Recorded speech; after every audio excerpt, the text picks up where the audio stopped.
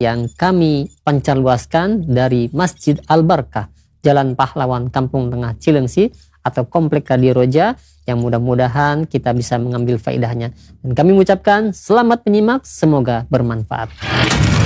Roja TV, saluran tilawahan Al-Quran dan kajian Islam.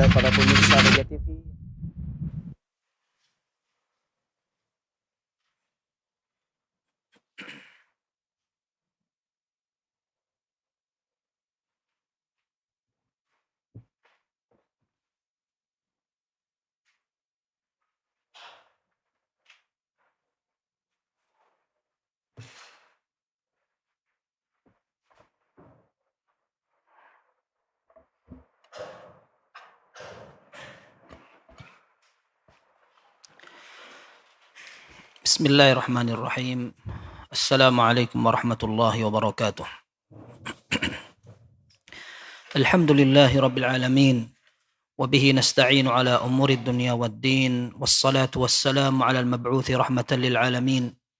Nabiyyina Muhammadin wa ala alihi wa sahabatihi wa tabi'in wa man tabi'ahum bi ihsanin ila yaumiddin. Ya ayyuhalladzina amanu attaqullaha haqqa tuqatih.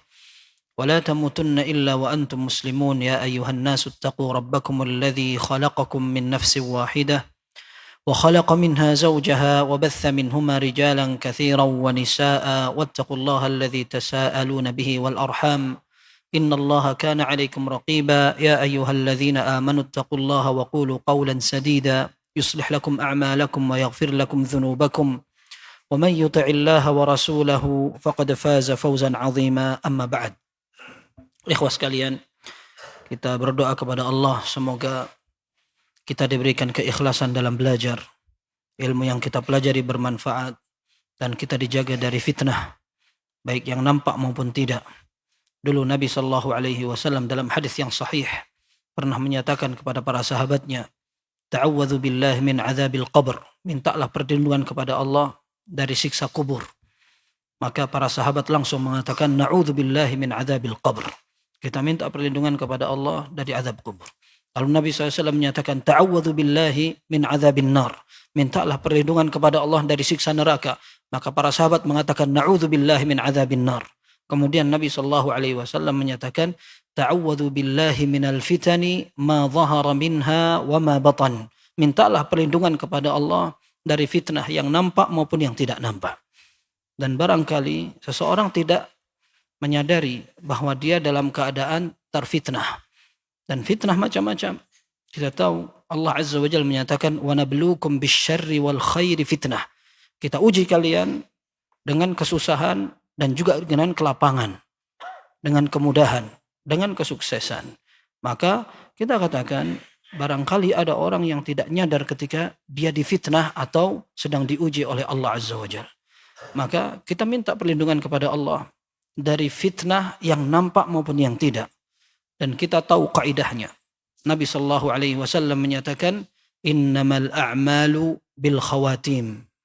Amal seseorang dilihat dari bagian akhirnya.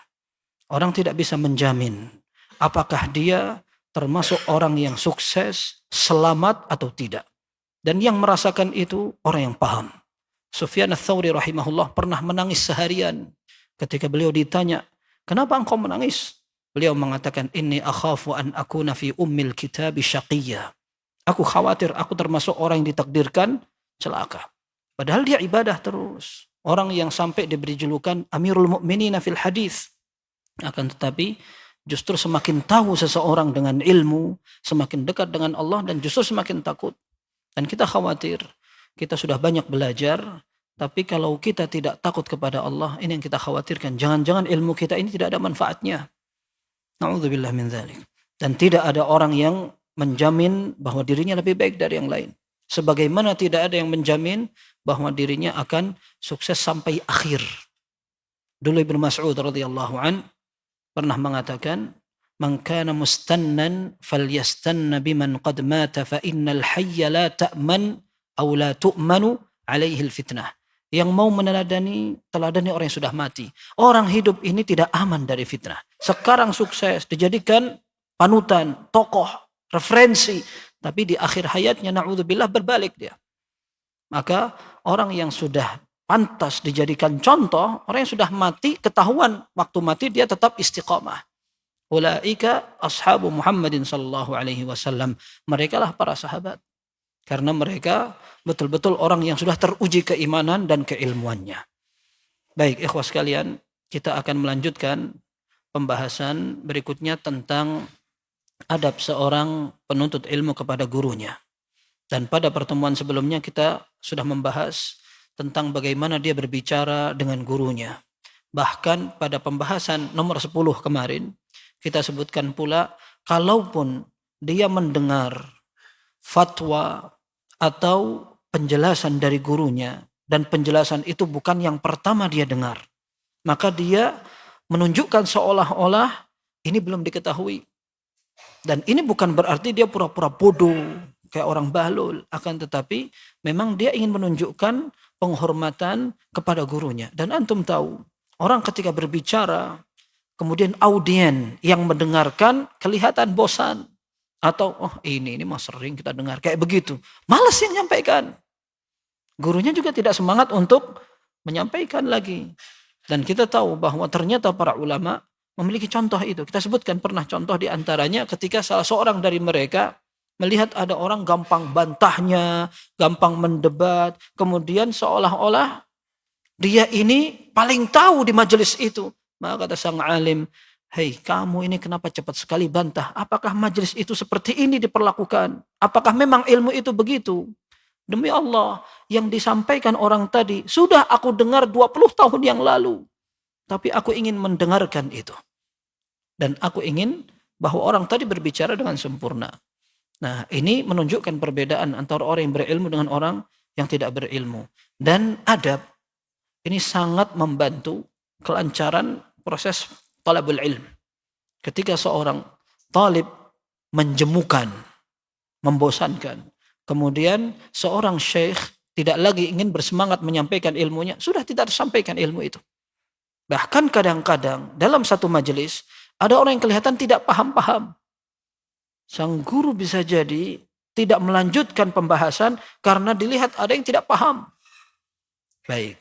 Yang kedua, kita tahu bahwa beberapa pembahasan ini barangkali terulang. Dan kita tahu sang muallif rahimahullah wafat di tahun 733. Beliau sebutkan secara detail. Bukan hanya berbicara tentang dalil kemudian secara umum, tetapi detail contoh-contohnya agar kita ngerti. Dulu para ulama memberikan contoh itu di majelis memang sampai detail. Dan itu bukan sesuatu yang diada-adakan orang zaman sekarang. Oh ini berlebihan, orang yang terlalu mengkultuskan, mensakralkan guru. Bukan ternyata. Dulu para ulama ahli hadis juga ternyata seperti itu. Memang tidak semuanya kita katakan ini seperti wahyu dan dalil yang qati'. Tetapi ini bisa kita tidak kerjakan manakala tidak sesuai dengan dalil. Akan tetapi ketika sejalan dengan dalil, apa salahnya? Seorang mempraktekkan ini dan ini sudah pernah disampaikan oleh para ulama. Dan ternyata tidak ada bantahan pada buku ini. Para ulama yang datang di abad ke-8, ke-9, ke-10. Mereka tidak membantah buku ini. Menunjukkan bahwa ini memang tidak masalah dan itu menjadi kebiasaan mereka. Baik, kita insya Allah akan berusaha menyelesaikan pembahasan yang pada poin ini. Bagaimana seorang murid kepada gurunya. Pada poin ke-11, 12 dan yang terakhir ke-13. Yang ke-11 disebutkan alla yasbiqa asy-syaikha ila syarhi mas'alatin aw jawabi su'alin minhu aw min ghairihi. Dia seorang murid ini tidak mendahului gurunya untuk menjelaskan sebuah pembahasan atau menjawab pertanyaan. Entah pertanyaan itu datang dari orang lain atau dari guru itu sendiri. Ketika guru menyampaikan, coba ada pertanyaan begini. Atau ada orang bertanya. Maka seorang talibul ilm tidak pantas langsung, oh guru jawabannya gini, begini langsung. Kelihatan seolah-olah dia ini sudah tahu sebelum disampaikan. Ini membuat guru malas lagi untuk menyampaikan. Oh sudah diketahui, ya sudah selesai. Gitu. Maka di antara adabnya, dia tidak segera menyampaikan itu. Wala yusawiqahu fihi. Dan tidak ngikutin gurunya dalam menyampaikan. memperlihatkan dia ini sudah paham betul apa yang disampaikan gurunya, sampai gurunya ngomong diikutin, dibarengin gitu. Gurunya ngomong begini dibarengin, baca hadis barengin, sampai ngomong syarahnya dibarengin lagi. Nah ini tidak adab, tidak sesuai dengan sopan santun. Wala yudhhira ma'rifatahu bihi au idrakahu lahu qabla syekh. Tidak pantas dia menunjukkan bahwa dia sudah paham bersama syekh, bahkan sebelum syekh. Menunjukkan dia sudah enggak perlu lagi karena dia sudah paham. Fa in 'arada asy-syaikhu 'alaihi dzalika ibtida'an waltamasahu minhu fala ba's. Kecuali kalau gurunya yang minta. Ketika sebagian guru tahu bahwa muridnya ada yang paham, maka dia minta, coba antum jelaskan. Nanti guru ini mungkin akan menjelaskan kembali, akan tetapi dimulai dengan beberapa murid yang akan menjelaskan sebagai muqaddimah. Nanti kalau perlu dikuatkan, dikuatkan. Kalau perlu diluruskan, diluruskan. Maka ini berarti gurunya yang pengen atau diminta memang oleh gurunya seperti itu. Ini menunjukkan bahwa gurunya memberikan izin atau ridha. Baik. Wa yanbaghi an la yaqta'a 'ala asy-syaikh kalamahu ayya kalamin kan. Dan tidak sepantasnya seorang murid menyela-nyela. Apa bahasa Indonesianya?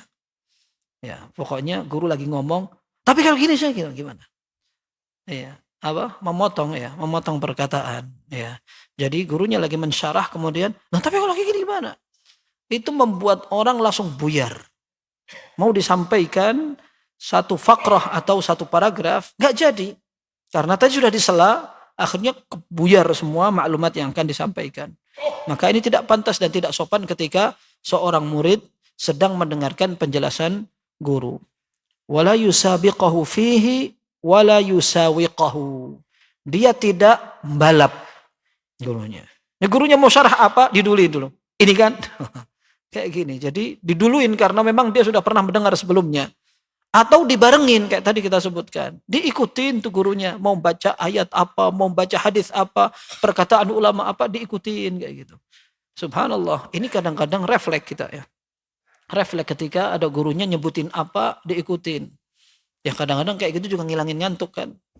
Ya diilangin gitu, dia baca seperti yang dibaca gurunya. Tapi kadang-kadang seperti ini ternyata tidak pas. Ya. Bal yasbiru hatta yafrugha asy-syaikhu kalamuhu thumma yatakallam. Kalaupun dia mau bertanya atau mau memberikan tambahan pertanyaan atau minta tambahan penjelasan, maka dia tunggu dulu gurunya selesai ngomong. Sampai selesai ngomongnya baru dia berbicara. Wala yatahaddatsu ma'a ghairihi wasyaikhu yatahaddatsu ma'ah au ma'a jama'atil majlis. Ini yang penting antum bayangkan coba disampaikan sejak tahun 700. Beliau katakan dan tidak pantas seorang murid ngobrol dengan yang lain sementara syekh lagi ngobrol sama dia. Kira-kira gimana perasaan syekh ini? Atau syekh sedang menjelaskan untuk bersama, tahu-tahu ada yang ngobrol. Apalagi kalau yang diajak ngobrol memang dia gitu. Dia tanya, "Syekh, apa hukumnya begini-begini?" Baik, masalah ini ada perincian. Ada 3 pembahasan. Yang pertama begini, yang kedua, yang ketiga begini, dalilnya begini, yang rajih begini. Lagi dia jelaskan begitu, tahu-tahu dia ngobrol sama saya. "Oh, ini yang ini nanya." Pas dijelaskan malah ngobrol sendiri gitu. Atau ketika dia dijelaskan memang penjelasannya untuk semua. Tapi ternyata dia ngobrol dengan yang lain. Dan sudah kita bahas sebelumnya, ini tidak sopan sekali. Bahkan ini akan membuat orang yang berbicara merasa tidak digubris. Sudah, untuk apa diteruskan? Dan para ulama tidak seperti itu. Bahkan mereka ketika gurunya berbicara, mereka seperti orang yang di kepalanya ada burungnya. Sehingga khusyuk mendengarkan. Al-Imam Syafi'i rahimahullah sampai tidak berani membalikkan kertas dengan keras di depan Imam Malik. Haibatan lahu, karena menghormati wibawa gurunya. Ar-Rabi' ibn Sulaiman rahimahullah, murid Imam Syafi'i, mau minum gak jadi. Kelihatan gurunya Imam Syafi'i rahimahullah. Zaman sekarang, ya orang ngopi di majelis. Ya, kalau anak tidak apa-apa. Ya, daripada ngantuk. Ya, meskipun ngantuk pun, anak katakan kepada mahasiswa seringkali saya bilang tidak apa-apa ngantuk daripada ngobrol saya nggak bisa. Lihat orang ngobrol, apalagi tertawa-tertawa sendiri. Subhanallah, ini ngapain? Memang anak ada lucunya. Anak lagi capek-capek menjelaskan, dia tertawa. Mending kalau seandainya pembicaraan ini ke sana, orang tertawa terlambat juga nggak bagus kan? Apalagi ini tidak ada lucunya, tertawa. Nah, ini kadang-kadang sedang melihat HP begini. Kita lagi syarah, atau lihat HP, tertawa dia. Ya subhanallah, ini tidak sopan sama sekali. Dan ini zaman sekarang yang katanya gen setengah Z ini, ya ini subhanallah banyak terjadi. Dan mereka memang perlu dilatih seperti guru-guru kita dulu. Ketika melatih ada muridnya dilempar penghapus. Biar tahu itu rasa kerasnya ilmu. Ya. Orang zaman sekarang ada penghapus melayang, lapor dia sudah. Itu bisa jadi coklat itu, warna sekolahan. Ya, jadi maksudnya ini merupakan sopan santun yang harus ditekankan oleh para guru kepada murid-muridnya. Biar ilmu ini berkah. Ya, orang menghormati gurunya, lalu menghormati majelisnya. Ya, seolah-olah itu tinggal cerita dan kenangan. Dulu guru itu begini. Sekarang seperti tidak ada gunanya. Guru itu bagaikan pembantu. Sampai ditekankan di lembaga-lembaga. Kita ini bergerak di bidang layanan. Maka tidak boleh ada yang sampai protes. Kalau ada protes, maka kita yang minta maaf. Tidak apa-apa, kita yang salah. Yang penting murid tetap banyak. Operasional tetap lancar. Ini kita katakan subhanallah, dilema memang. Dilema masa kini. Kita pingin sebuah lembaga eksis. Kemudian ketika ada kesalahan tidak lagi diungkap. Kenapa? Karena memang targetnya berbeda. Orientasi dulu ketika orang memang menghargai ilmu tidak lagi ada atau mungkin banyak berkurang, turun drastis. Ditambah lagi sebagian orang tua, sebagian besar orang tua zaman sekarang lupa masa mudanya. Sehingga ketika anaknya ditegur, dihukum, tidak terima. Sampai ada hukuman kecil jadi besar. Yang besar kan orang tua ini. Jika cerita apa besar sekali.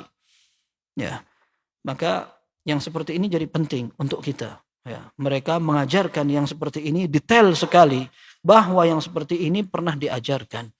Baik. Kemudian disebutkan. Wal yakun dhihnuhu hadiran fi jihati syekh. Hendaklah zihin.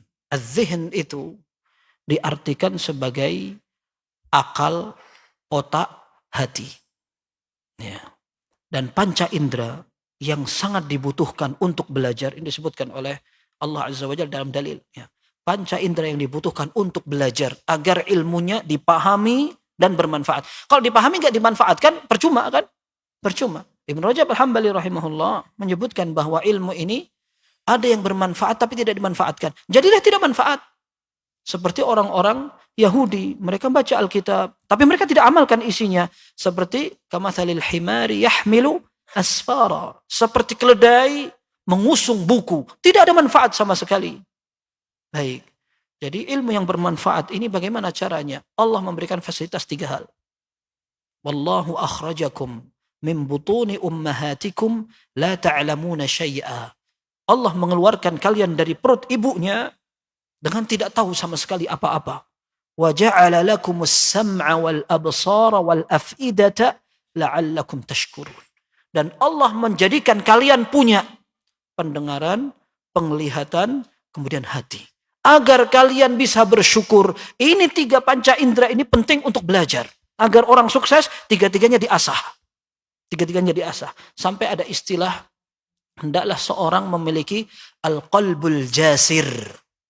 Hati seorang pemberani. Hati yang mentalnya baja, kuat sekali. Ketika ada masalah dihadapi. Bukan, enggak lah, anak cari yang gampang saja. Ini mental tempe dari awal sudah kalah. Suruh menghafal, enggak mau. Dikasih PR, enggak dikerjakan. Ada yang susah sedikit, nangis, ngerengek, apa segala macam. Dan manja banget. Ini gagal dari awal. Kemudian yang kedua, hendaklah seorang memiliki al-ainu al-kasir. Al-ainul kasir artinya adalah penglihatan burung yang tajam. Burung itu ketika mengincar dari atas, apa yang diincar? Jauh sekali. Kecil bahkan, kejar. Set, dan itu menjadi pandangan kesuksesan dia. Ketika burung akan mengejar ikan atau barang yang kecil, apalagi yang dari jauh kayak soker. Soker apa itu? Burung elang tuh. Itu pandangannya tajam. Kemudian yang berikutnya ada as-sam'u al-muttaqi. Pendengaran orang yang lagi waspada. Dia takut nih mau dibunuh atau sedang diperang atau dia lagi dikejar-kejar. Maka ada suara langsung dia gitu. Nah, dikatakan orang yang belajar hendaklah dia zihnnya itu hadir. Dia ngerti.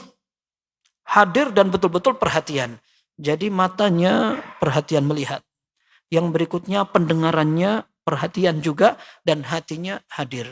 Orang kalau hatinya hadir maka suksesnya kelihatan. Salat hatinya hadir khusyuk. Belajar hatinya hadir paham dia. Maka bahkan Syekh Utsaimin menyebutkan tingkatannya 3. Yang paling kuat adalah hatinya. Yang kedua adalah pendengarannya. Yang ketiga adalah penglihatan. Ya, yang paling pertama, yang tingkatan paling hebat itu hatinya. Yang kedua adalah pendengarannya. Dan yang ketiga adalah penglihatan. Tapi tiga-tiganya dipakai. Dalam majelis tiga-tiganya dipakai. Mata ini akan melihat ke gurunya. Dulu pernah kita sampaikan, sebagian ulama, mereka melihat apa yang disampaikan guru. Entah melihat ke buku atau melihat ke gurunya. Ya. Kemudian pendengarannya juga sama. Berarti orang yang melihat, tapi pendengarannya enggak berfungsi. Dia melihat begini, tapi kemana? Itu yang akhirnya kadang-kadang tersenyum sendiri. Gitu. Dia ngelihat begini, tapi kok senyum sendiri? Heran, kita lagi bahas akhirat. Ini orang senyum. Apa mungkin melihat surga dia? Wallahu a'lam. Tapi memang ada sebagian seperti itu. Jadi penglihatan, pendengaran, kemudian hatinya yang perhatian. Ini diingatkan, wal yakun dhihnuhu hadiran fi jihati syekh. Di depan gurunya ini semuanya hadir. Bihaitsu idza amarahu bi syai'in aw sa'alahu an syai'in aw asyara ilaih lam yuhwijhu ila i'adatihi thaniya. Sampai kalau gurunya minta dia atau memberi isyarat, coba begini, atau dia bertanya atau memerintahkan, maka tidak perlu ngulangi lagi. Afan Syekh apa tadi? Ngapain tanya, enggak dengar. Ya. Meskipun kadang-kadang kurang jelas, tidak ada masalah. Tetapi masalahnya kalau dia memang tidak perhatian. Ketika diminta, ternyata dia gelagapan. Seperti biasanya kalau di kelas, ya, biasanya baca. Baca, nanti dilanjutkan temannya, pas dilompat. Coba kamu lanjutkan. Nggak ngerti di mana sampai bukunya itu kan, yang dibaca sampai mana. Ya, itu kan kelihatan sekali. Oh, yang mana, bingung banget gitu. Baik, ini nggak pantas sekali. Kemudian disebutkan bal yubadiru ilaihi musri'an wa lam yu'awidhu fihi aw ya'tarid alaihi biqaulih fa in lam yakun al-amru kadza. Ketika ada perintah maka dia segera menyelesaikan, dikerjakan apa yang disuruh, tidak perlu mengulang, meminta agar gurunya mengulang apalagi bantah. Ketika disampaikan gurunya, ini ada isyarat bahwa pendapat yang rajih begini. Tahu-tahu dibantah, enggak lah Syekh, yang benar itu bukan begini, tapi begini. Wah, ini enggak pantas sekali, tidak sopan. Meskipun ada pendapat yang ternyata berbeda karena dalilnya barangkali lebih banyak, tetapi cara menyampaikan pun seperti dulu kita pernah bahas dengan kata-kata yang baik. Dengan mengatakan, antum lebih tahu Syekh, antum lebih paham. Mungkin saya yang salah, tetapi dalam satu referensi disebutkan begini. Menurut antum bagaimana cara menggabungkan? Ini kata-kata yang bijaksana sekali. Mungkin guru itu lupa atau memang belum pernah seperti itu sehingga ketika akan menjelaskan pun bisa mempertimbangkan. Tapi kalau dibantah sudah dari awal, sudah tidak ingin lagi untuk melanjutkan penjelasan. Baik, ini yang nomor 11. Nomor 12. Idza nawalahu asy-syaikhu syai'an tanawalahu bil yamin. Wa inna walahu syai'an nawalahu bil yamin. Kalau gurunya ingin memberi, dia terima dengan tangan kanan. Kalau dia akan memberikan sesuatu kepada syekh, maka dia memberikannya pun dengan tangan kanan. Ini masyhur sekali.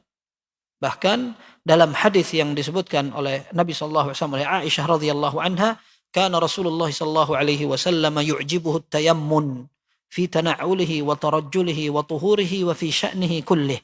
Nabi sallallahu alaihi wasallam suka memprioritaskan yang kanan pada masalah bersuci, menggunakan sandal, menyisir rambut, dan di semua urusan beliau.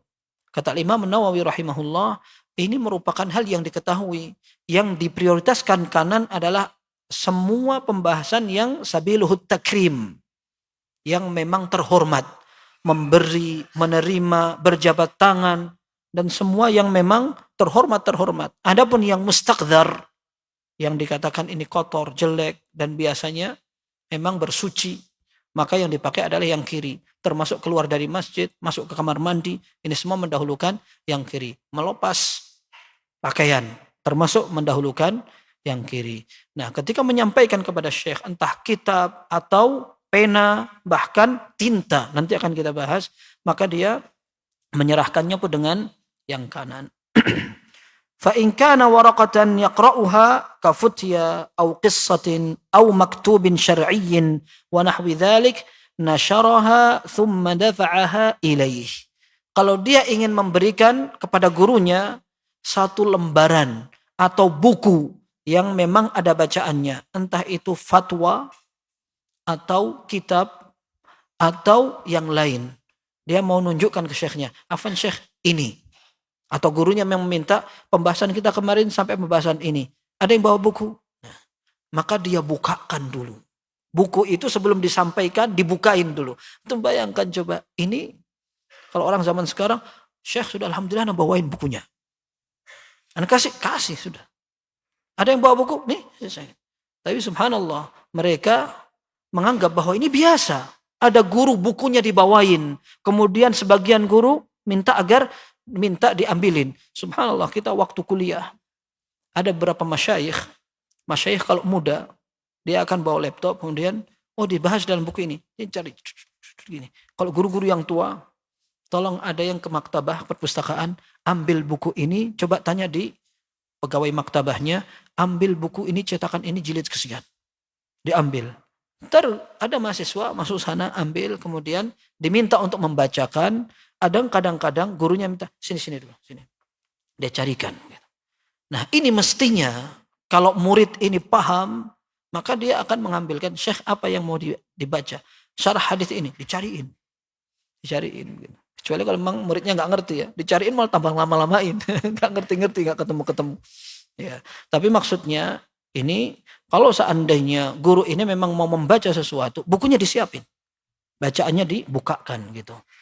Wala yadfa'uha ilaihi matwiyatan illa idza 'alima aw dhanna ithar asy-syaikh lidzalik. Dia tidak serahkan bukunya dalam keadaan tertutup, kecuali kalau memang dia menyangka saya perlu mendahulukan syekh untuk membuka buku ini, barangkali syekhnya lebih paham tempatnya, seperti itu.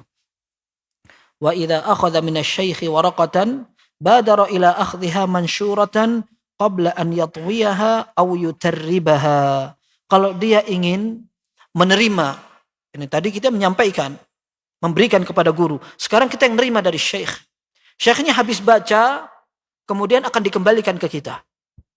Maka kita cepat-cepat ambil dalam keadaan buku itu masih terbuka, sebelum gurunya melipat lagi. Artinya kita cepat seperti itu dalam rangka untuk berkhidmat atau membantu guru. Jadi gurunya nggak usah capek-capek sampai nutup pun tidak seperti itu. Nah, ini dibahas sampai sedetail itu. Dikatakan sebelum guru itu melipat lagi buku atau yutarribaha. Yutarribaha artinya ditambahi dengan sedikit debu. Anak tidak paham. Syekh Utsaimin mengatakan dulu lembaran-lembaran tulisan yang lama itu untuk menjaga agar tidak rusak, sengaja dikasih debu sedikit. Biar tidak lengket, wallahu alam. Karena tulisan mereka pakai tinta yang basah. Nah, kalau dibiarkan nanti lengket begitu, akhirnya biar tidak lengket, dikasih debu sedikit. Wallahu alam bagaimana bayangannya, nggak kebayang kita ya. Kalau kita juga nggak baca buku, sekarang baca gadget. Ya. Dikatakan di sini, wa idza nawala asy-syaikh kitaban nawalahu iyyahu muhayyaan li fathihi wal qira'ati fihi min ghairi ihtiyajin ila idaratihi. Kalau dia akan memberikan sebuah buku kepada gurunya, dia sampaikan buku itu untuk siap dibaca. Tidak usah diputar-putar. Ya, ini sampai dikatakan tidak perlu diputar. Gini. Tapi langsung dia siapkan. Nah, begini. Masya Allah. Kemudian fa in kana liyanzura fi mawdhi'in muayyan falyakun maftuhan kadzalika wa yu'ayyinu lahu al-makan. Kalau gurunya memang dari awal mengatakan, kita dulu pernah bahas di hadis yang ini gitu. Berarti murid ini mestinya paham ya. Oh, yang dicari syekh itu di buku yang pernah dibahas pada pembahasan yang lalu misalkan.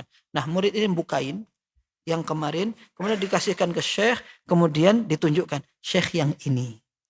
Pakai kolam atau pena atau ditunjukkan tempatnya dan dia menunjukkannya pun dengan sopan. Disebutkan di sini lagi, wala yahdhifu ilaihi syai'a hadfan min kitabin aw waraqatin aw ghairi dzalik.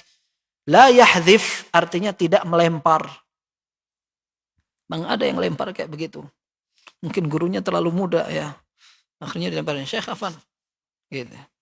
Dia dikatakan dia tidak lempar bukunya atau lembaran itu atau yang semacamnya. Lempar itu tidak mesti dengan gitu. Tapi memberikannya itu tek gini. Apalagi kalau diletakkannya di depan Syekh begini. Tidak dari tangan ke tangan. Tapi ditaruh aja depannya, Syekh Afwan. Dan ini pernah dinukil dari Ishaq bin Rahuyah rahimahullah. Ishaq bin Rahuyah ini murid atau kawan dekat Imam Ahmad. Dan dalam madhab Imam Ahmad, kita tahu bahwa Ishaq bin Rahuyah pendapatnya juga dinukil sebagai fatwa dalam madhab. Nah, beliau ini pernah ada satu buku. Wallahu alam buku itu juga ada perkataan yang salah memang. Wallahu alam perkataan Mu'tazilah atau apa begitu. Jadi beliau ini marah gitu. Buku ini dilempar gitu. Imam Ahmad rahimahullah melihat, maka beliau marah. Beliau mengatakan, ayuf'alu hadza bikalamil abrar? Apakah pantas memperlakukan perkataan orang-orang baik dengan cara seperti ini? Maksudnya buku ini isinya kan perkataan para ulama. Meskipun di situ ada kesalahannya, maka tidak pantas diperlakukan buku itu dilempar, dihinakan. Dan di sini kita kelihatan bagaimana dulu para ulama hormat pada senjatanya, pada bukunya. Dan buku ini kita akan bahas khusus bagaimana para ulama betul-betul menjaga hati-hati sekali dengan buku. Kalau orang yang punya dan belajar ilmu dalam buku itu tidak menghargai buku ini, siapa yang kira-kira akan menghargai buku itu? Ya, mereka sampai tidak mencoret-coret, tidak membaca sampai sambil makan sampai kena minyaknya, atau bahkan mereka tidak meminjamkan buku kecuali orang-orang yang pantas meminjam. Kalau perlu diuji itu. Ibnu Al-Khatib Al-Baghdadi dalam kitab Taqyidul Ilm, beliau mengatakan ketika ada orang yang meminjam buku, tes dulu dia. Pantas apa enggak dipinjemin. Bagaimana cara ngetesnya? Suruh baca. Kalau suruh membaca enggak bisa, jangan dipinjemin. Karena dia bukan orang yang berhak menerima buku itu. Nah, sebagian ulama mengatakan ketika dipinjam bukunya, dia akan coba buku-bukumu mana. Dilihat. Kalau ternyata tidak terawat, oh hati-hati bukuku nanti hancur. Gak jadi dipinjemin. Ya. Atau ketika ada orang mau minjem buku, nyuruh orang. Wah ini gak perhatian, gak usah dipinjemin. Dan seterusnya. Maka ada semacam perbuatan dan sikap yang tidak terpuji dari sebagian guru kepada muridnya. Terutama ketika menyikapin ujian lisan atau ujian tulisan. Tulisan karya ilmiah kata orang. Datang ke penguji, dilihat. Ini tulisan kamu? Ini namanya apa segala macam? Terus dilempar. Saya pernah dengar itu. Untuk menghancurkan mental penulis atau yang diuji, dia sampai perlakukan seperti itu, disangka bahwa itu akan menunjukkan kedigdayaan atau kehormatan dan kedudukan si penguji. Ini kan jelek sekali. Ya, bahkan menunjukkan kebodohan dia. Seperti perkataan Khatib Al-Baghdadi dalam kitab Taqyidul Ilm, ketika ada orang membawa buku tidak terhormat sama sekali. Jadi nukilan dari sebagian ulama, kata Khatib Al-Baghdadi, ketika ada orang yang bawa buku aja kelihatan enggak hormat, sampai dikatakan oleh seorang alim, abdaita an naqsika. Kamu menunjukkan kebodohanmu. Ketika orang tidak membawa buku dengan sesungguhnya. Bahkan sebagian ulama ketika mereka kemana-mana membawa buku, ditanya, anta tamliku tahmilu kitaban wa anta mru'un tajidu fi nafsik. Kamu ini selalu membawa buku padahal kelihatan banget kamu ini malas untuk baca gitu, kelihatan capek gitu. Ngapain bawa buku? Dia mengatakan inna hamlad dafatira Au hamlat dafatiri minal muru'ah. Membawa buku merupakan salah satu tanda kehormatan. Orang bawa buku, meskipun tidak dibaca, terhormat daripada bawa HP. Ya kan? Habis sholat, set gini. Nunggu mobil, set gini. Di stasiun, di bandara, kemudian di masjid, di kantor, di mana? Coba hitung di tempat itu ada berapa orang yang tidak buka HP, berapa orang. Mungkin lagi sholat aja nggak buka HP. Itu kalau mungkin juga sholat buka HP, kalau lagi baca imam nggak hafal gitu mungkin buka HP. Jadi maksudnya orang yang bawa buku kemudian dia baca terhormat sekali, terhormat sekali. Baik, itu ada pembahasan tersendirinya. Ya, ini disebutkan wala yamuddu yadayhi idza kana ba'idan, dan tidak memberikan buku itu dengan cara mengulurkan tangan. Syekh, afwan. Gak pantas begini kalau seandainya dia jauh. Wala yuhwiju syaikha ila maddi yadihi aidan li akhdhim minhu aw ata. Dan tidak perlu dia membuat gurunya juga mengulurkan tangan. Ketika gurunya akan memberikan buku atau ngambil buku dari dia mendekat. Bukan jauh begini kemudian mana Syekh? Loh, ini sama gurunya sampai perlu begini. Dia nggak usah begini dan gurunya nggak perlu begitu. Berarti gimana caranya? Deketin gurunya. Nah, kemudian ada yang juga bagus dikatakan di sini, bal yaqumu ilaihi qa'iman wala yazhafu zahfa. Berdiri dia deketin gurunya, tidak perlu ngerayap, merangkak. Hormat sama guru sampai merangkak ngelesot begini, ini berlebihan ya. Berlebihan. Kalau mau datang deket gurunya, datang aja, jalan aja. Ya, enggak perlu sampai merayap begitu. Wa idza jalasa baina yadayhi kadzalik. Fala yaqrubu minhu qurban katsiran yunsabu fihi ila su'i adab. Kalaupun dia duduk dengan jarak yang dekat dengan gurunya, jangan terlalu dekat sampai orang anggapnya tidak sopan. Karena yang pertama, ini akan orang Jawa bilang nyumpekin gitu. Ya, jadi dia nyempitin tempat. Ini orang mau pengajian gak jadi karena muridnya terlalu dekat sekali gitu. Atau memang ini tidak sopan sesuai adab. Tata krama secara kebiasaan masyarakat, terlalu dekat itu juga tidak sopan. Wala yad'u rijlahu aw yadahu aw syai'an min badanihi aw thiyabihi ala thiyabi syaikhi aw wisadatihi aw sajjadatihi. Dan enggak pantas dia meletakkan tangannya, kakinya, bajunya, badannya di badan atau baju syekh atau sajadahnya syekh. Ya, kalau mungkin ada sajadahnya gurunya sedang di situ, dia datang nginjek tuh. Ternyata subhanallah ini termasuk bentuk sopan yang diajarkan para ulama. Kalau ada sajadahnya syekh, dia datang usahakan tidak nginjak. Meskipun sajadahnya enggak warna merah, enggak ada masalah. Tapi orang ketika menghindari sajadah gurunya, ini menunjukkan dia hati-hati sopan, apalagi dia sampai badannya ditaruh di pundak gurunya. Syekh, ana mau nanya nih. Ya salam, ini so akrab banget ya. Ini tidak pantas, yang semua masuk dalam pembahasan tidak sopan ya. Kakinya, tangannya. Kalau memang itu merupakan hal yang beradab sesuai dengan tradisi, tidak apa-apa. Ketika orang mau bertanya seperti Jibril, tangannya diletakkan di pahanya. Karena sebagian ahli tafsir atau tafsir hadis mengatakan yang diletakkan itu tangan Jibril di paha Nabi SAW. Ketika beliau meletakkan atau menempelkan lutut dengan lutut dan meletakkan tangannya di pahanya. Ada yang mengatakan yang diletakkan tangannya di paha sendiri. Nah, ini bentuk sopan dalam belajar. Disebutkan atau wisadah. Wisadah itu bantal ya. Bantal yang tidak mesti untuk tidur tapi untuk sandaran. Karena sebagian guru dari dulu juga menggunakan itu. Ya. Wala yushiru ilaihi biyadihi. Dia tunjuk gurunya dengan tangannya. Syekh afwan. Ditunjuk gurunya, itu gak sopan sama sekali. Au yuqarribuha min wajhihi au sadrihi au yamassu biha syai'an min badanihi. Atau dia mendekatkan mukanya dengan muka gurunya. Deketin banget gini. Itu kayak ini juga gak sopan banget ya. Atau dadanya. Atau mungkin sampai dia pepetkan badannya dengan badan gurunya. Kalau dia mau sopan, ada caranya kan. Meskipun akrab atau kelihatan dia pengen sopan, kalau salah sasaran, repot. Wa idza nawalahu qalaman liyaktuba bihi falyumiddahu qabla i'ta'ihi iyyah.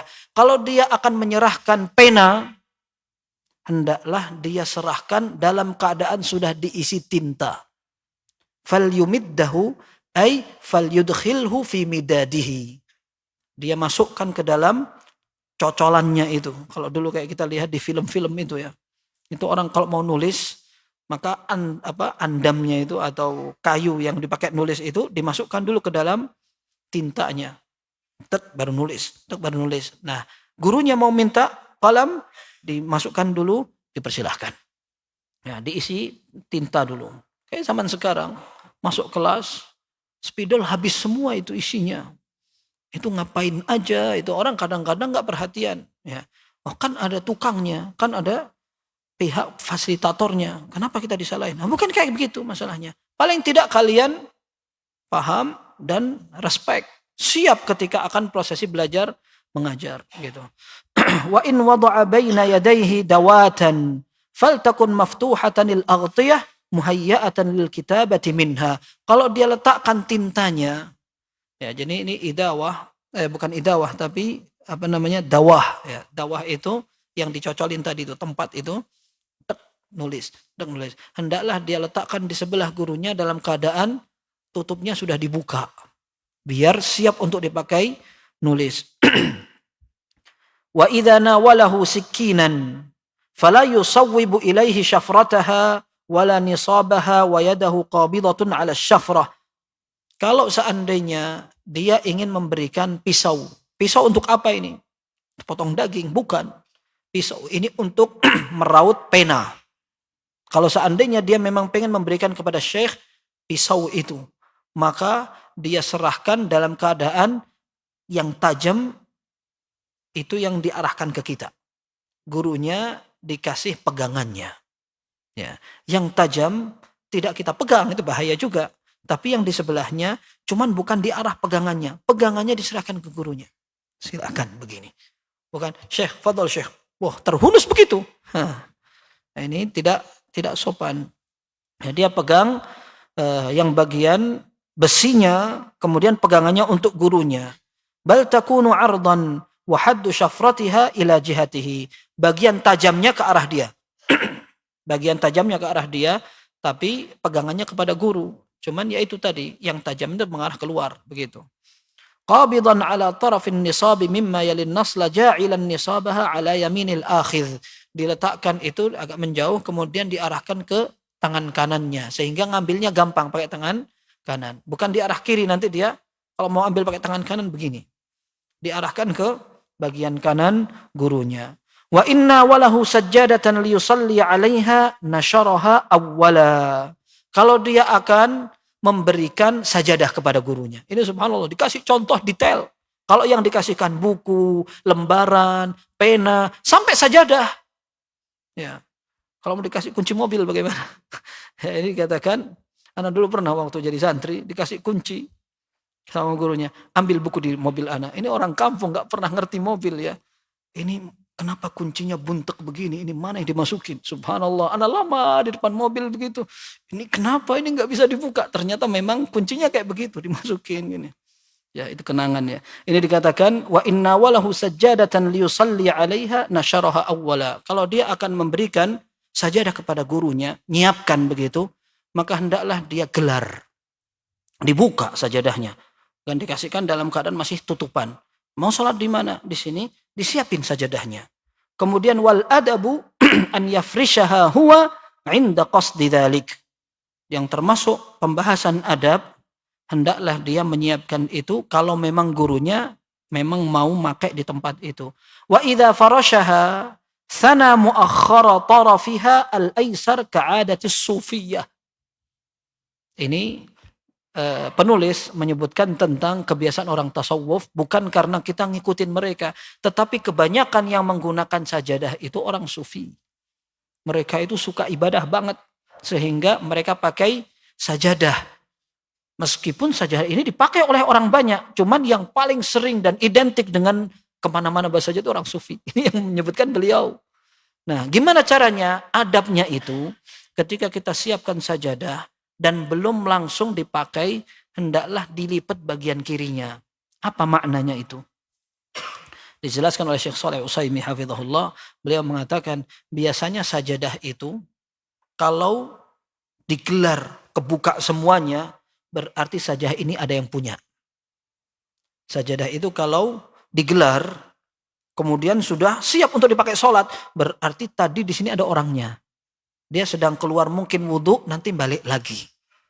Tapi kalau sajadah itu sampai kelipat bagian kirinya, berarti sajadah ini bukan punya orang. Ini memang belum dipakai. Yang mau pakai, fadol silahkan. Ya, kita nggak kebayang kan? Kalau kebayangnya kita kok sajadah dilipat, berarti jangan-jangan yang punya sengaja. Ini punya anak, jangan ditengin. Ya. Cuman ini beliau sedang menceritakan kebiasaan orang dulu. Artinya kalau mau menyediakan sajadah untuk gurunya, diberikan kesan sajadah ini antum silahkan pakai. Ini tidak milik siapa-siapa. Begitu. Kemudian disebutkan fa in kanat mathniyatan ja'ala tarafaha ila yasaril musalli wa in kana fiha surata mihrabin taharra bihi jihatal qiblah in amkan.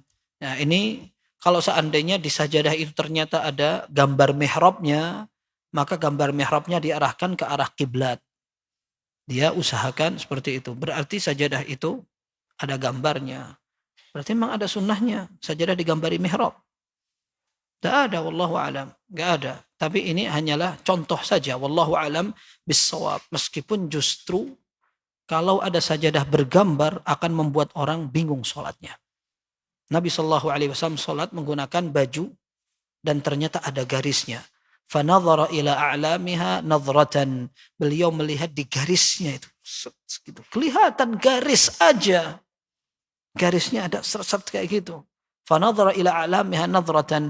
Falamma qada salatahu qal idhabu bi ambijaniyati hadhihi ila Abi Jaham. Idhabu bi khamisati hadhihi ila Abi Jaham. Wa'tuni bi ambijaniyati Abi Jaham fa innaha alhatni anifan an salati. Kalian kembalikan hadiah ini kepada Abu Jaham. Karena baju ini ada garisnya. Garisnya tadi ganggu waktu aku sholat. Jadi kebayang ada garisnya. Orang kalau gambar di sajadah. Pas sholat ada kotak-kotak aja.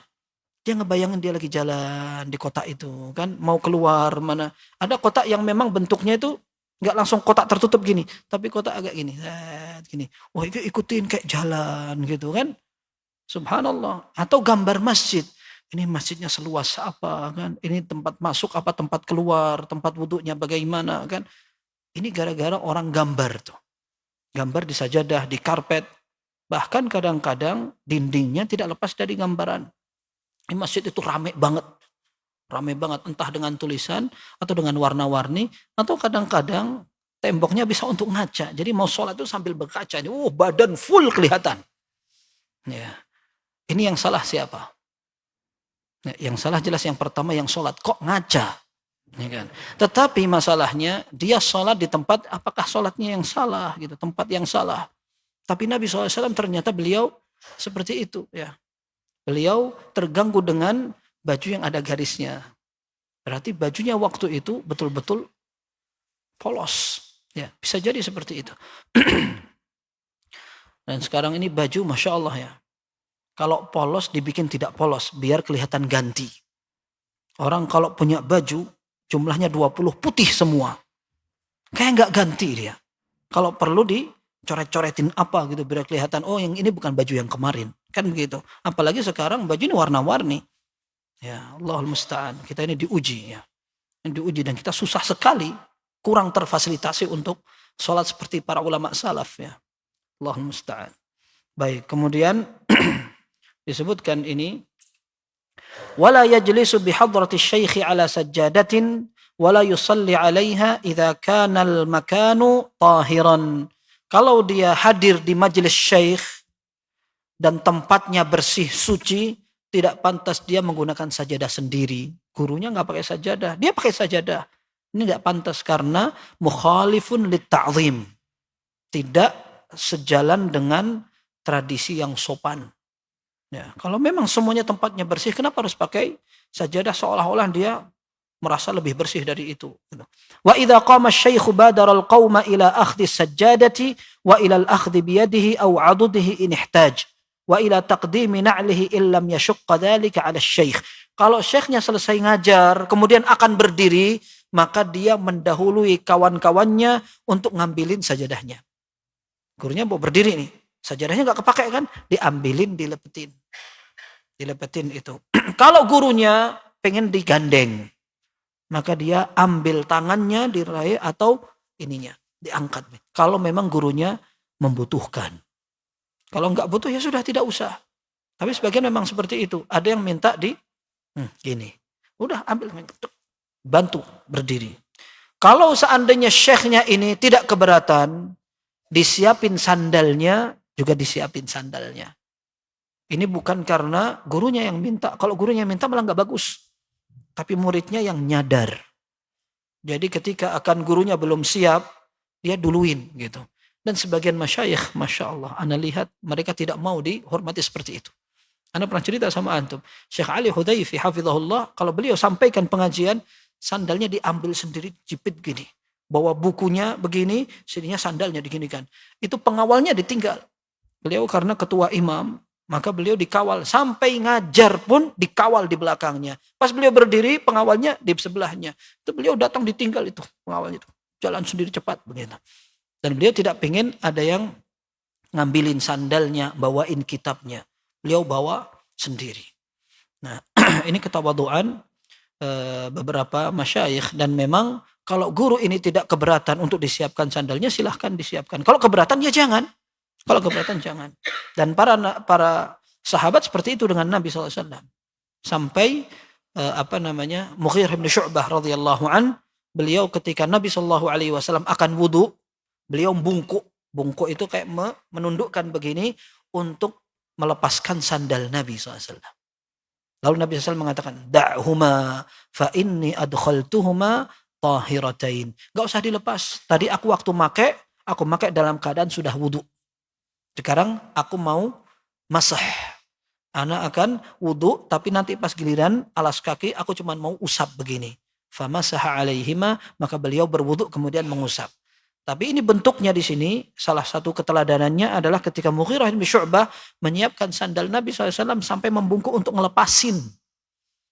Dan ini tidak masalah ketika seorang murid menyiapkan kepada guru. Kalau gurunya tidak keberatan. Gitu. Kemudian wa yaqsidu bidzalika kullahu at-taqarruba ila Allah taala wa ila qalbi syekh. Dan hendaklah dia lakukan itu semua untuk dalam rangka ibadah kepada Allah dan untuk meraih keridhaan perasaan gurunya.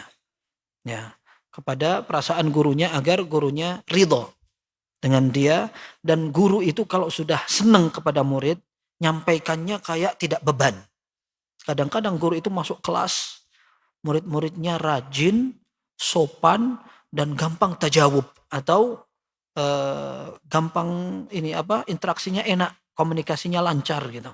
Ditanya, jawab. Kemudian sampai apa kemarin mereka bisa jawab. Kemudian kalau ditanya saran mereka pun berikan. Enak sekali kayak begitu. Masuk kelas, muridnya ngantuk, dijelaskan tidak ada yang paham. Ketika fahimtum, diam aja gitu.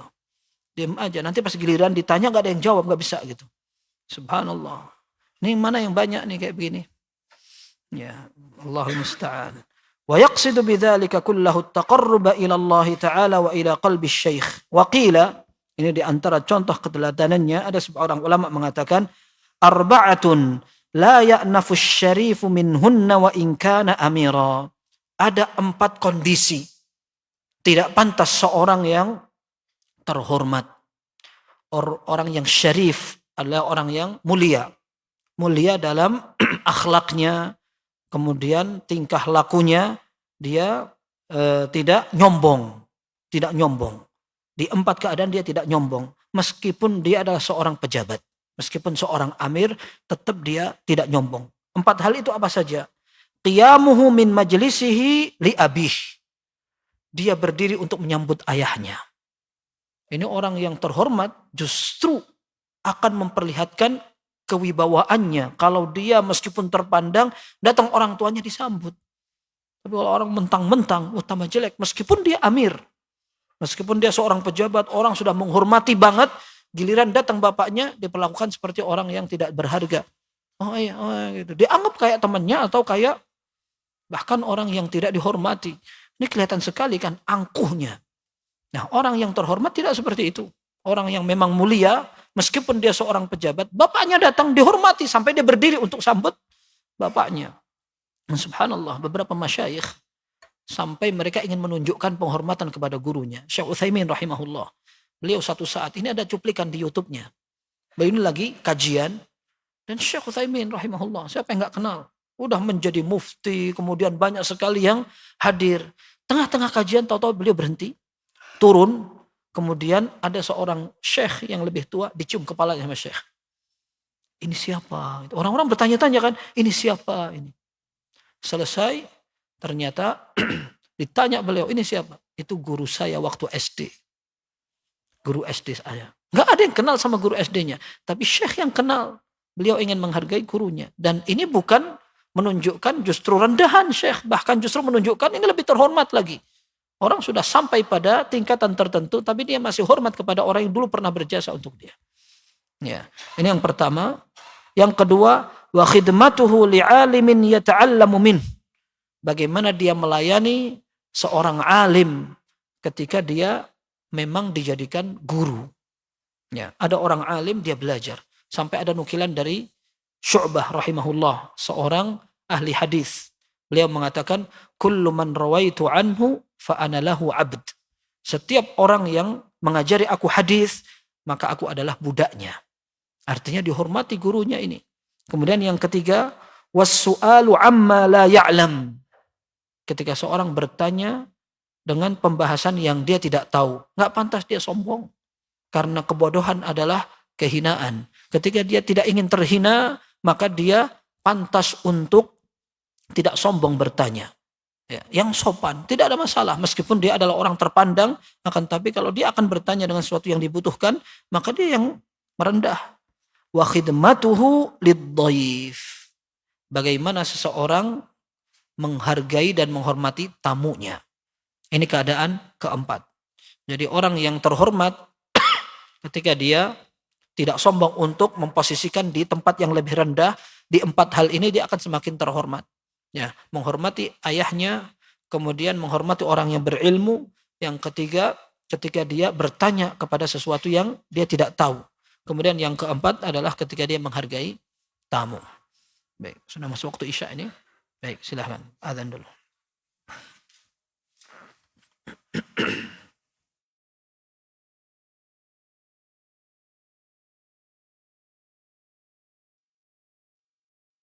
Ikhwatal Islam, untuk selanjutnya kita simak dikumandangkannya adzan untuk sholat Isya bagi daerah Jakarta dan sekitarnya. Allahu Akbar, Allahu Akbar, Allahu Akbar,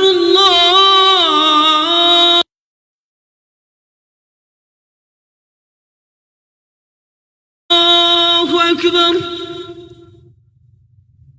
Ashhadu an la ilaha illallah. Ashhadu an la ilaha illallah.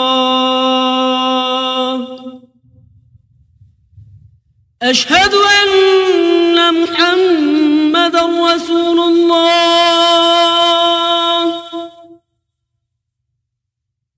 Ashhadu anna Muhammadar Rasulullah.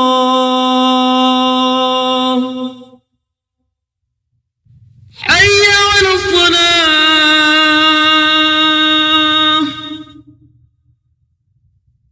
Hayya 'alas salah.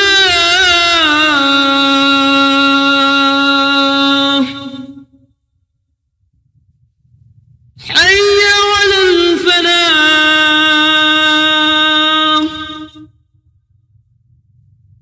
Hayya 'alal falah.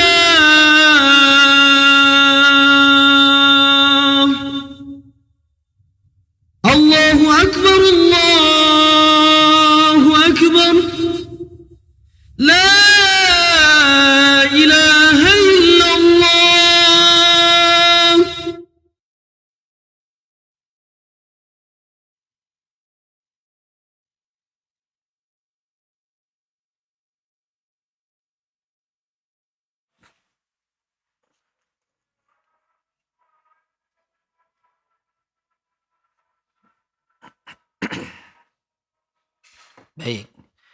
Ini pembahasan terakhir, poin ke-13. Ketika seorang murid berjalan bersama gurunya. Qala idza masya ma'a asy-syaikh falyakun amamahu bil-laili wa wara'ahu bin-nahar. Kalau dia berjalan dengan gurunya di malam hari, dia berjalan di depan. Kalau siang hari, berjalannya di belakang. Kenapa?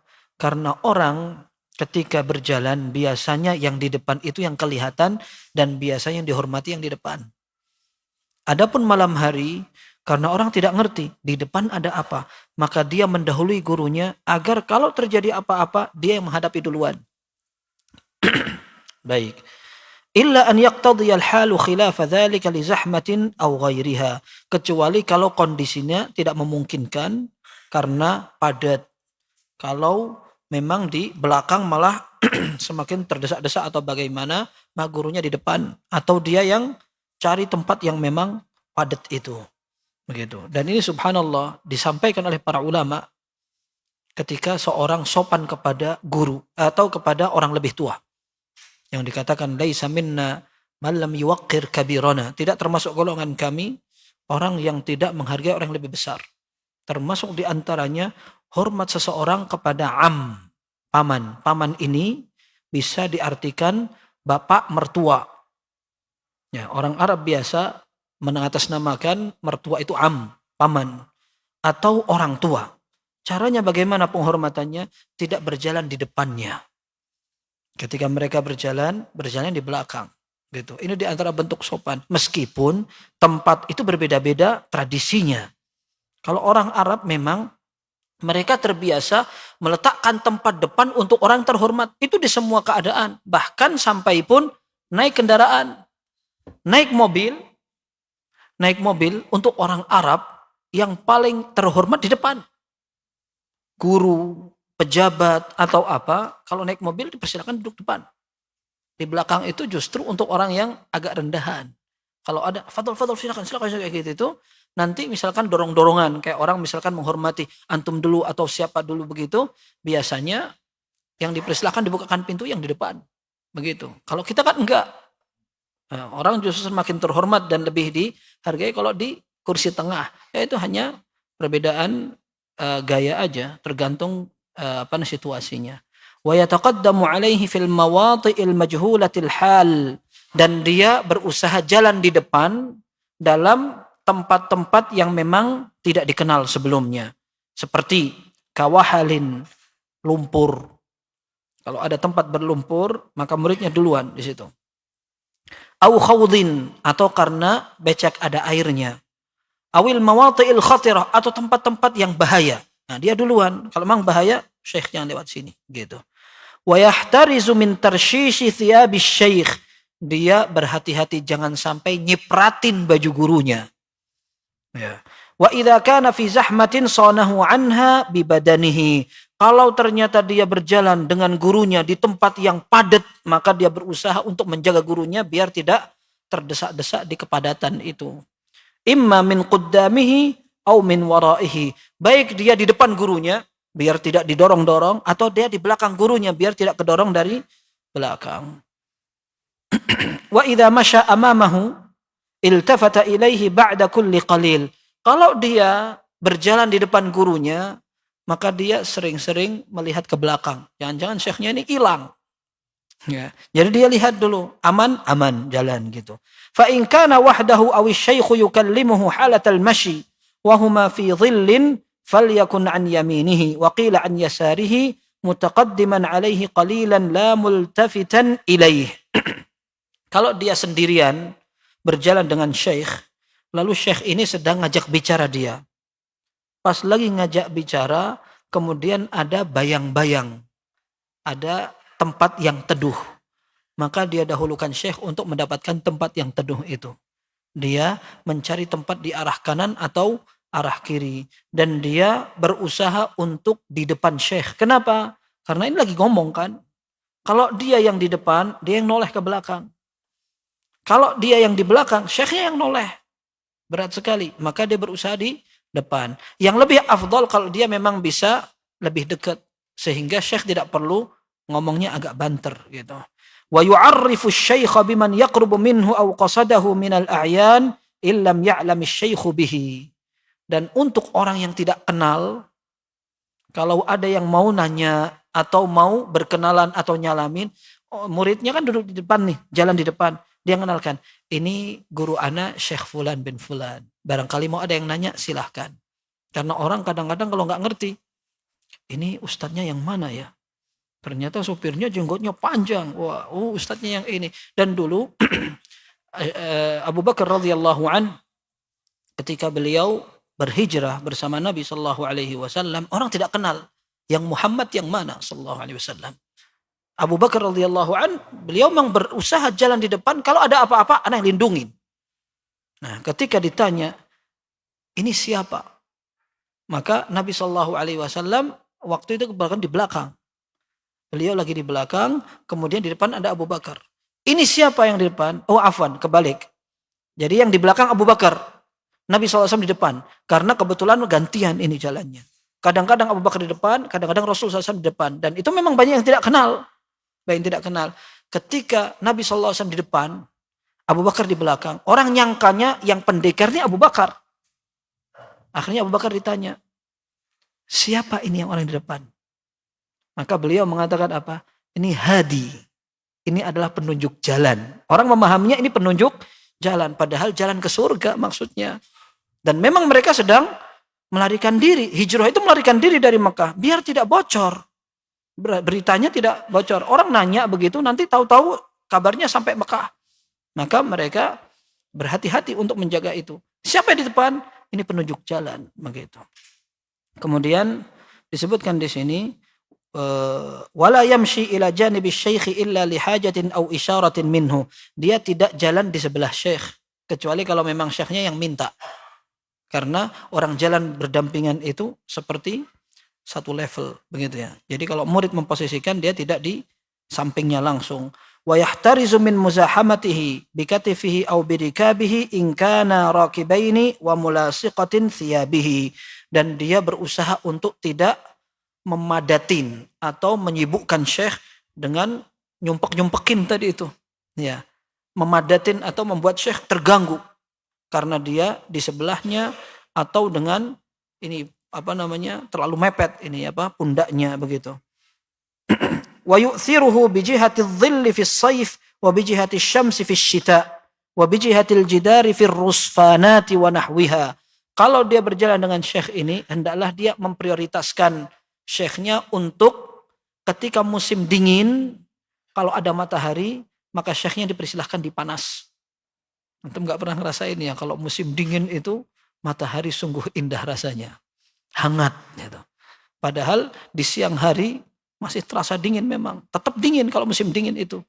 Ya, tetapi maksudnya di musim dingin ketika beliau bersama dengan syekh, maka syekhnya yang dipersilahkan untuk jalan di arah yang panas. Kalau musim panas, kemudian ada tempat-tempat yang teduh, maka gurunya yang dipersilahkan untuk lewat di tempat yang teduh. Kalau di tempat yang naik jalannya, maka dia persilahkan syekh untuk mencari yang ada pegangannya. Rusfanat itu hampir sama dengan pegangan yang ada di tangga. Tangga biasanya ada pegangannya. Kemudian tempat yang kayak pegunungan begini biasanya ada tembok-temboknya. Nah, ini syekh yang dipersilahkan di situ biar bisa pegangan. Wabil jihatil lati la tuqra'u syamsu fiha wa jihatuhu idza iltafata ilaih. Dan sampai ketika ngobrol, jangan sampai syekh ini ketika berbicara dengan dia silau. Bukan silau sama dia, silau sama matahari. Ketika misalkan dia berada di arah matahari. Karena misalkan dia berjalan ke arah utara misalkan. Kemudian kalau dia menoleh ke arah muridnya ini, ke arah timur, pas matahari dari arah timur. Maka dikhawatirkan syekhnya akan silau begini. Maka dia jalannya di arah barat. Nanti kalau dia perlu untuk ngobrol dengan syekh, syekhnya nggak perlu menoleh ke arah matahari. Itu maksudnya. Ini detail banget ya. Kemudian wala yamshi baina asy-syaikhi wa baina man yuhaddithuhu, dan dia tidak berusaha untuk berjalan di antara orang yang sedang diajak bicara syekh. Syekhnya lagi ngobrol begini tahu-tahu nimbrung atau jalan di tengah-tengahnya. Wa yata'akhkharu anhuma idza tahaddatsa aw yataqaddam. Kalau ternyata ngobrolnya lagi asyik dan sambil jalan, maka murid ini jalannya agak ke belakang atau ke depan. Wala yaqrubu wala yastami'u wala yaltafit. Tidak pantas dia dekat-dekat karena dia tidak diajak bicara, ngapain nimbrung? Atau tidak dengerin, nguping. Tidak nguping pembicaraan syekh itu atau tidak noleh-noleh gitu. Fa in adkhalahu fil hadits falyati min janibin akhar wala yashuqqu bainahuma. Kalau memang diajak ngobrol sekalian oleh syekh, iya gimana Abu Fulan tadi gini. Nah, itu berarti diajak ngomong ini. Nah, kalau diajak ngomong maka dia dekat. Tapi dekatnya dari mana? Dari arah yang lain, bukan di tengah-tengahnya tahu-tahu nimbrung di antara keduanya. Wa idza masya ma'asy syaikhi ithnani faqtanafahu faqad rajjaha ba'duhum an yakuna akbaruhuma an yaminihi wa illam yaktanifahu taqaddama akbaruhuma wa ta'akhkhara asgharuhuma. Kalau ada dua murid ini berjalan dengan satu syekh, maka seandainya dua-duanya mengiringi syekh, ini syekh di tengah, muridnya dua-duanya di kanan kiri, maka hendaknya yang kanan yang lebih tua, yang lebih muda di arah kiri. Kenapa? Karena biasanya yang arah kanan ini yang lebih mulia. Kalau ada apa-apa, yang kanan didahulukan. Seperti Nabi SAW ketika beliau minum susu, kemudian beliau akan berikan kepada sahabatnya. Kebetulan Ibnu Abbas di kanan. Ada sahabat senior di arah kiri. Nggak ada rencana sebelumnya memang. Nggak ada rencana. Maka Ibnu Abbas radhiyallahu anhu ditawarin oleh Nabi SAW. Nabi SAW menyatakan, air ini kalau antum izinkan, aku kasihkan yang tua dulu. Kata Nabi SAW seperti itu. Berarti menunjukkan yang kanan memang lebih mulia. Orang kalau mau ngasih siapa, maka yang didahulukan yang kanan. Ibnu Abbas tahu dia lebih muda. Bukan berarti, ya sudah fadol, kasih yang itu. Enggak. Beliau mengatakan, mali uthira athari Rasulullah SAW ahada. Aku enggak mau ngasih bekas Nabi SAW ke orang lain. Ini hakku, ambil. Maka beliau minum bekas Nabi SAW. Ini menunjukkan bahwa untuk meraih sebuah fadilah, hormat menghormati yang lebih tua enggak berlaku. Contohnya apa? Soft pertama. Ada satu soft kosong. Silahkan. Salah itu. Mestinya meskipun kita lebih kecil, duluan gitu. Baik. Tinggal dikit. Aman insyaAllah. Soalnya masih banyak. Baik, dikatakan wa idza sadafa asy-syaikha fi tariqihi bada'ahu bis-salam wa yaqsiduhu in kana ba'ida wa la yunadihi wa la yusallimu alayhi min ba'id wa la min wara'ihi bal yaqrubu minhu wa yataqaddamu alayhi thumma yusallim. Kalau ketemu dengan syekh papasan di jalan, maka dia dahului mengucapkan salam. Tapi dia tidak mengucapkan salam dari jauh. Apalagi sampai teriak, "Syekh!" Gak pantas. Ndak dia, ndak gurunya. Ya, karena adat atau kebiasaan seperti ini adalah kebiasaan orang yang tidak sopan. Orang yang sopan, ngangkat suara pun tidak. Jadi deketin syekhnya. Syekhnya dideketin, disalamin, tidak juga nyalamin dari belakang. Syekh, assalamualaikum dari belakang. Atau dari depan. Tapi datangin, kemudian sampai ketika searah atau sejajar, baru disalamin gitu. Wala yushiru alaihi ibtida'an bil akhdhi fi tariqin hatta yastashirahu. Kalau dia mau jalan kemudian, Syekh pilih jalan yang ini yuk gitu. Nah, ini minta pendapat dulu gurunya. Kita mau lewat kanan atau kiri. Ya. Wa yata'addabu fima yastashiruhu asy-syaikhu birraddi ila ra'yihi. Kalau dia mau memberikan usulan, maka dia minta pendapat dengan hormat sekali. Wala yaqulu lima ra'ahu asy-syaikhu wa kana khata', hadza khata'. Wala hadza laysa bi ra'yin.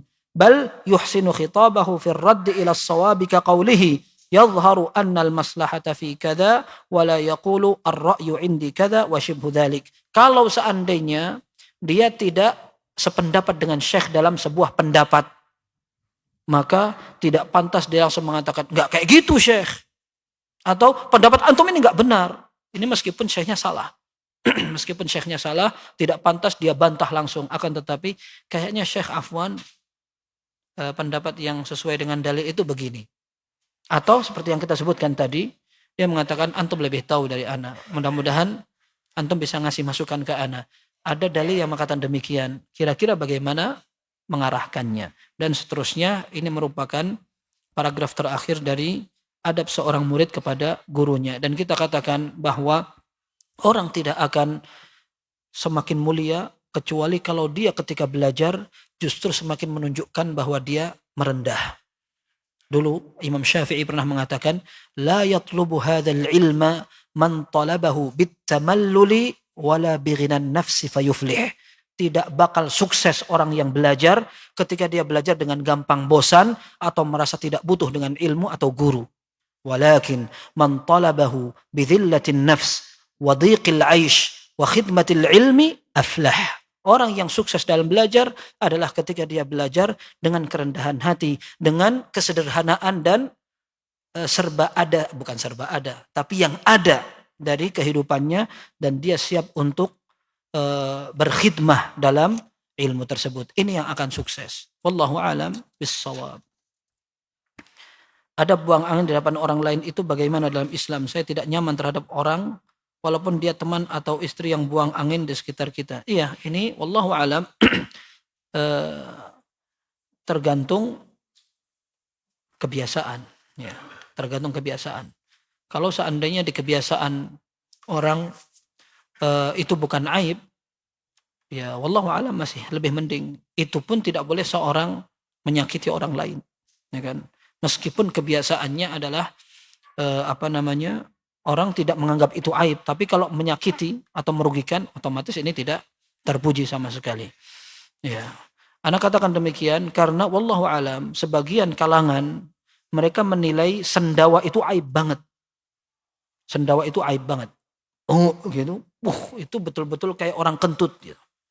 Di bangsa Arab itu mungkin itu adalah aib sekali. Tapi mungkin kalau keluar kentut malah berlaku syariat. Memang ada hadisnya. Ketika seorang mendengarkan kentut maka tidak boleh dia mencela. Tapi dia berusaha untuk menutupi seperti itu. Nah, tetapi masalahnya kita berbicara tentang uruf atau kebiasaan. Sebagian negara ketika ada orang yang sendawa gitu itu malah kelihatan lebih aib daripada yang kentut gitu. Baik. Apa hukum cari muka atau curi pesona dalam Islam? Orang kalau riak boleh apa enggak ya? Enggak boleh ya. Kalau orang riak jelas enggak boleh. Tapi kalau seandainya maksudnya adalah orang ini pengen tampil yang baik, tidak masalah. Artinya dia tidak riak atau memang pengen dipuji, tetapi dia pengen tampil prima, tidak masalah. Nabi SAW pernah ditanya oleh seorang sahabat, ya Rasulullah, innar rajula yuridu an yakuna thawbuhu hasanan wa na'luhu hasanah. Orang yang pengen tampil bajunya lebih baik, sandalnya dikit pilih yang lebih baik. Apakah ini boleh? Kata Nabi SAW, tidak apa-apa, tidak ada masalah. Ya. Jadi tinggal bagaimana kondisinya tadi. Jujur saya baru tahu mengenai adab menghargai guru. Bagaimana cara kita menghargai guru tapi tidak berlebihan. Karena banyak terlihat di medsos ada yang menghormati guru dengan cara cium tangan bolak-balik. Kemudian jalan menunduk jika ingin menghampiri guru. Iya, ini kita katakan bahwa mencium tangan boleh. Mencium tangan boleh sebagaimana itu memang adat dari masing-masing tempat yang berbeda. Ya, di sebagian tempat mencium tangan hanya untuk orang tua. Tapi tempat yang lain itu merupakan penghormatan kepada guru. Tidak masalah. Tapi kalau bolak-balik ini wallahu alam tidak pernah ada syariatnya wala kebiasaannya. Itu memang berlebihan. Dibolak-balik 3 kali tanpa nafas. Ini juga tidak ada ketentuannya. Maka kalau sampai tidak sesuai dengan berlebihan, insya Allah tidak mengapa. Dan masyarakat punya kebiasaan itu. Kalau memang tidak ada larangannya dalam syariat. Kalau menunduk bagaimana? Menunduk tidak boleh. Dalam sebuah hadis dikatakan, ayan hani, apakah boleh salah seorang ketika menghargai kawannya atau temannya atau saudaranya, dia menunduk? Kata Nabi SAW, enggak boleh.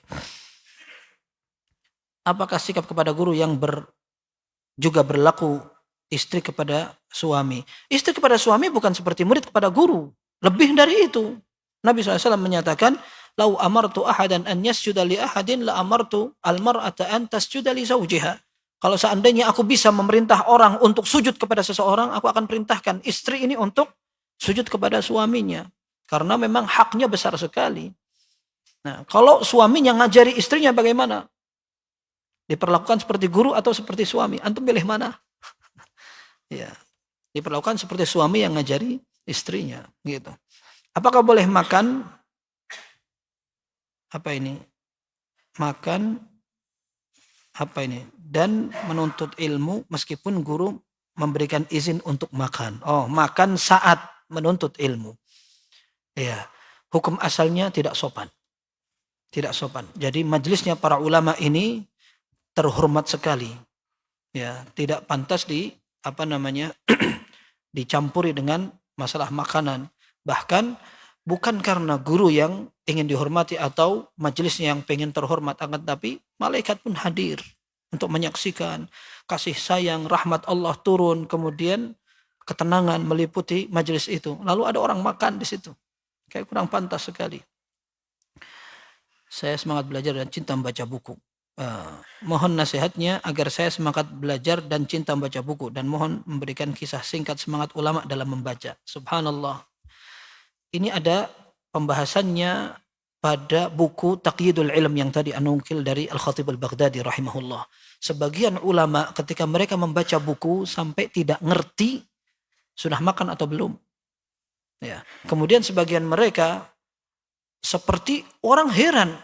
Ala tastauhish, antum enggak bosan nih sendirian baca buku terus. Ini Abdullah bin Mubarak rahimahullah, wafat tahun 181 Hijriah.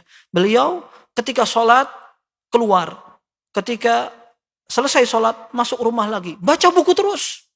Sampai orang pada bilang, antum ini enggak bosan ini, mati kutu nanti itu. Sekarang jadi kutu buku, nanti mati kutu gitu.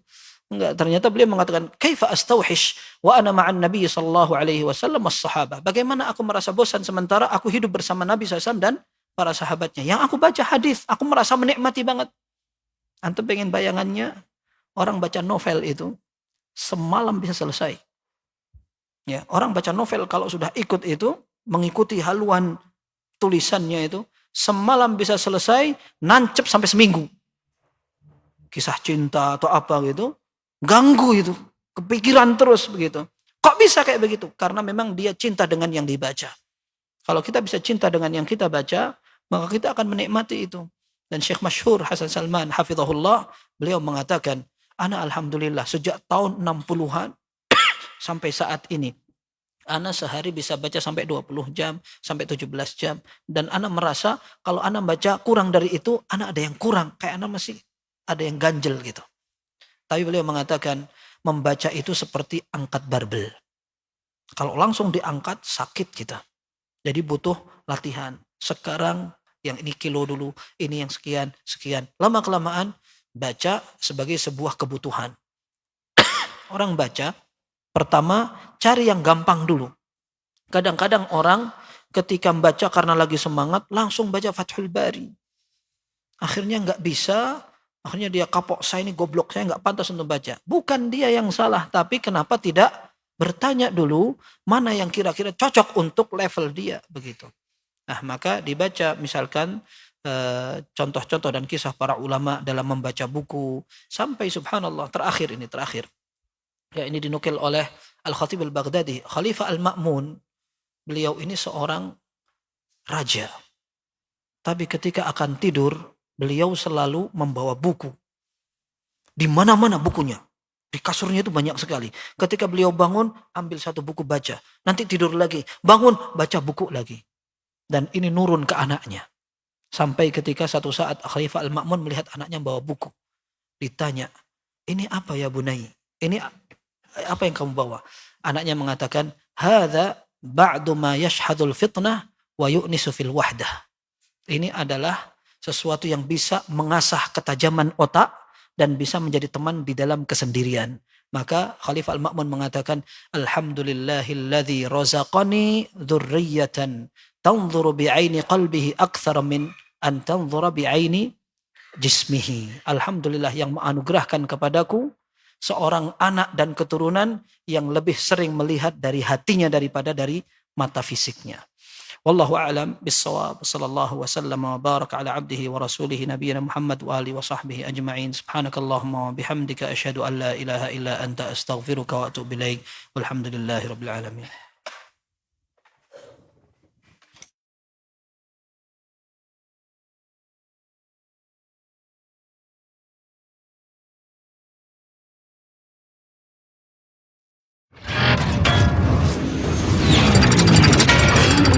Roja TV. Demikianlah ikhwatal Islam ma'azakumullah, para pemirsa dan pendengar Roja dimanapun Anda berada, kajian ilmiah yang telah kami hadirkan dan kami telah pancarluaskan dari Masjid Al-Barakah Jalan Pahlawan